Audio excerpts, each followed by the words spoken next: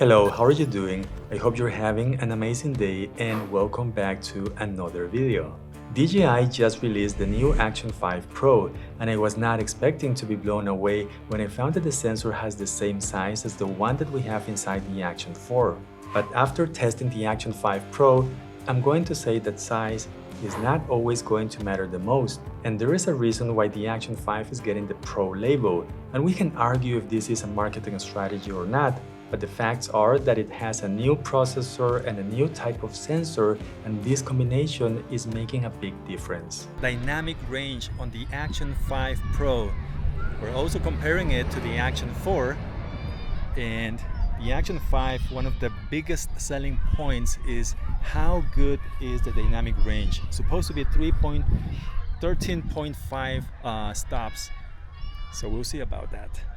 The Action 4 has been a great camera, but once I had them side by side, it was clear that the new sensor was doing a better job. It has been greatly improved and now it offers 13.5 stops of dynamic range. The shadows in my face were lifted, showing more details without blowing the highlights in the background.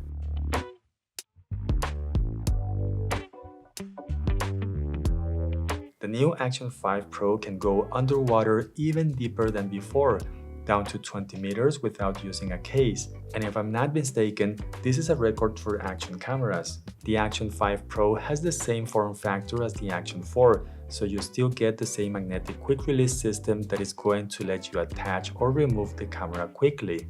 And if you have multiple mounts, it will only take a few seconds to switch the camera from one place to another. The locks make the camera feel secure and strong, and the best part is that these are fully compatible with GoPro accessories.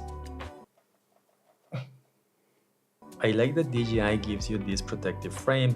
Other companies would probably charge extra money for this. It is made of plastic, but it does a good job protecting your device, and at the same time, it's going to let you change the orientation to a vertical position just like this.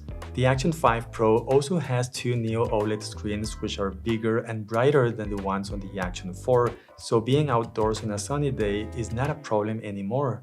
The front color display is great for vlogging or selfie videos, and the best part is that this is touch enabled, so you can change all the settings that you want without having to turn the camera around.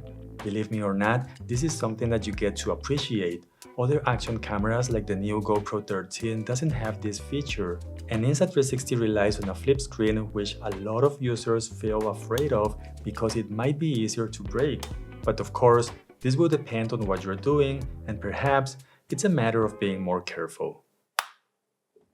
You can use a micro SD card inside the Action 5 Pro, and I was not expecting this to have an internal memory of 64 GB. You can only use 47 GB, but it's great to have in case you forget your memory card at home, in case it gets lost, or if it stops working when you're out making videos. Now, because this camera records using H.265, the video files are not going to be too big, so at 4K, you can record for almost 2 hours, and at 1080p, you can get 3 hours and 25 minutes of video clips, so these 47 GB can become very handy. For color profiles, we now have more options. The normal profile can be set at 8 or 10-bit color, and it looks like the color science has been improved. The colors look beautiful, they have more punch without being oversaturated, and this is great news for those of you that just want to record videos without having to color grade and be able to share or upload videos to social media right away. For those of you who actually want to edit your videos in post, the Action 5 Pro does have a flat color profile, which is the D-Log M with 10-bit color, and there is a new option that can be on or off that lets you preview the color version of the video instead of looking at the flat colors. And finally, just like on the Action 4, this camera has HLG, and no matter what color profile you select, you can increase or decrease the texture and the noise reduction, or you can use the default settings. The maximum resolution for videos is 4K, and they're going to look really good at 60 or even 120 frames per second. And these higher frame rates are going to be great for slow motion, as you can see in the background. If you want super slow motion, this camera can record at 240 frames per second, but it will have a resolution of 1080p. And what happens here is that the quality is lower and you should be able to tell that details are just falling apart. I was also not expecting to have good picture quality because action cameras usually do a bad job. But this time, the Action 5 just gave me a very nice surprise, even on cloudy days or using artificial light. The Action 5 Pro has an electronic stabilization system that will make your videos super stable. It also has two ways to keep the horizon straight in your video, even if you're tilting the camera to the left or the right. Horizon Steady is going to let you spin the camera 360 degrees and the horizon will stay straight, but this only works if you record in 2.7K or 1080p. If you want to record using 4K, you get the option to use Horizon Balance, but unlike Horizon Steady, it will only support about 45 degrees. It is what I use most of the time and it does a fantastic job, but it is important to mention that using 4K with 100 frames per second or more, you won't have the option to use Horizon Balancing. There is a big problem that happens with most action cameras when they use the electronic stabilization. In low light conditions, your videos will have some motion blur that looks like a vibration glitch effect. This will happen on the Action 5 Pro if you record in regular video mode, but this device now has this super night mode that will remove that glitch effect. And the best part is that it will lift the shadows to bring up the details and apply a denoiser at the same time to your video. The size of the sensor will still be a limitation for low light, but comparing video clips using regular video mode versus super night mode, you can tell that there is a significant difference. And all of this means that the Action 5 Pro is a good option if you want to use it when there isn't enough light.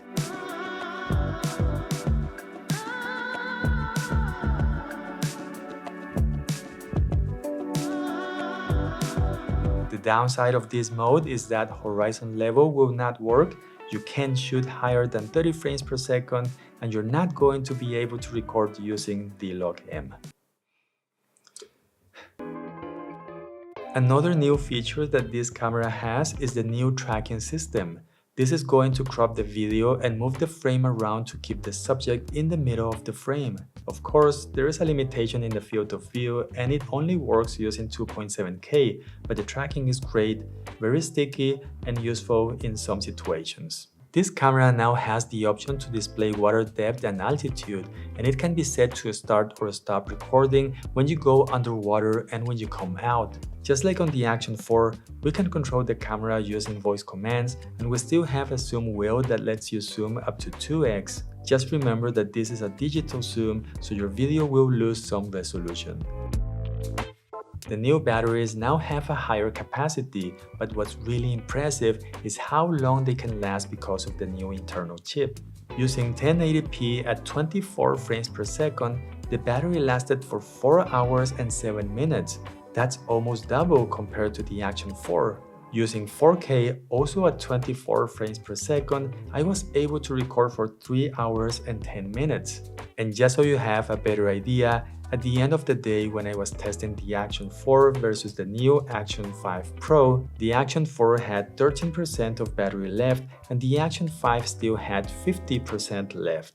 That's a nice and big difference. And to make it even better, the battery is replaceable, and getting extra ones is always a good idea. But I like the option of getting the Adventure Combo, which has 2 extra batteries along with this charging hub that you can actually use as a power bank. It even works on the iPhone 15, something that not even this power bank can do. Anyway, besides those items, the Adventure Combo also comes with this 1.5 meters extension rod. The new batteries will work with the Action 4 and vice versa, but the new batteries are not going to give you the same amount of record time on the Action 4. I always like to test these devices to find out if they overheat. I've been doing the same test for every camera where there is no movement, no airflow, and no air conditioning. And I have good news for the Action 5 Pro. Using 1080p and 4K at 24 frames per second, it did not overheat.